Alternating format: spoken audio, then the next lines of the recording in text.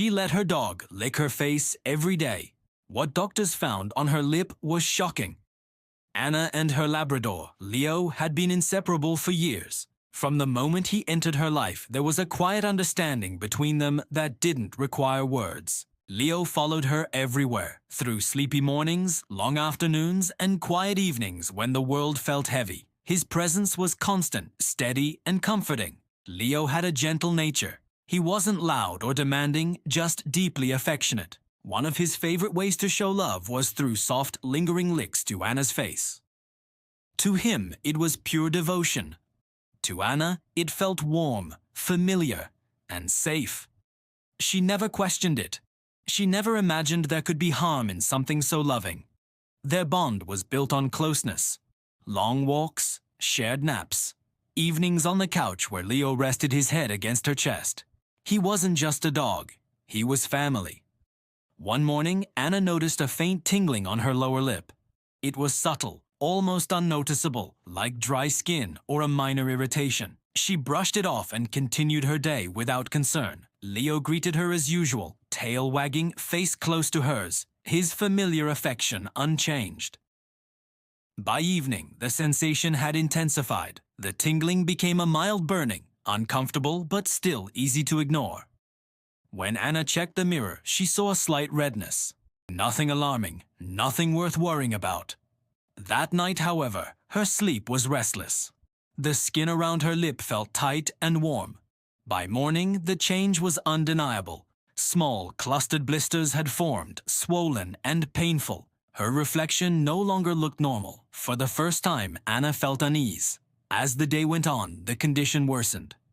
The blisters became more pronounced, the swelling increased, and a sharp pain spread across her lip and into her jaw. Eating became difficult, speaking felt strained. The discomfort was constant and exhausting. Anna tried soothing creams and cold compresses, but nothing helped. The inflammation continued to spread, the skin stretched painfully tight. She felt trapped inside her own body, unable to understand what was happening. Questions filled her mind. She hadn't been sick. She hadn't injured herself. She hadn't changed any products or habits. The cause remained a mystery. Leo stayed close, watching her carefully, sensing that something was wrong. Anna stroked his fur absently, but a quiet, unsettling thought began to form, one she wasn't ready to face yet. The doctor's appointment brought clarity and shock. After a careful examination, the diagnosis was clear: a severe outbreak of cold sores caused by the herpes virus. The inflammation was advanced and immediate treatment was necessary. Anna was confused. She had never had cold sores before. She couldn't understand how this had happened. The doctor explained calmly. While rare, herpes viruses can be transmitted through saliva. In uncommon cases, animals can carry certain strains without showing symptoms. Close facial contact, especially repeated exposure, can increase the risk. As the explanation continued, realization slowly settled in. The closeness, the affectionate licks, the years of trust. It wasn't blame, it wasn't intentional, but the truth was painful. Back home, Anna sat quietly on the couch. Leo approached her, as he always did, resting his head against her leg, seeking comfort. When he tried to move closer to her face, Anna hesitated. For the first time, she pulled back. Inside her, emotions collided. Love, guilt, fear. She knew Leo hadn't done anything wrong. She knew he couldn't understand what was happening.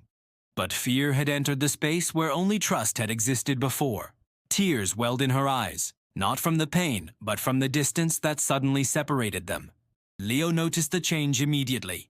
He stepped back slightly, his eyes filled with confusion. That moment hurt more than the diagnosis itself. Treatment slowly brought relief. The medication reduced the swelling. The blisters began to dry and heal. The pain eased, day by day. But the experience left a deeper mark than the physical symptoms. Anna began to educate herself. She read about viruses, transmission, and hygiene around pets. Not out of fear, but out of responsibility. Love, she realized, didn't mean ignoring boundaries. Love also meant protection. Leo remained by her side. The affection was still there, just expressed differently. More touch, less face contact. The bond remained intact. Changed, but not broken. Anna and Leo were still inseparable. Their connection hadn't weakened. It had matured. What they shared was no longer careless closeness, but mindful companionship. Their story isn't about blame or fear. It's a reminder that even the purest love requires awareness. That closeness carries responsibility, and that protecting ourselves doesn't mean loving less. Sometimes the most painful experiences teach us how to care more deeply, not just for those we love, but for ourselves as well.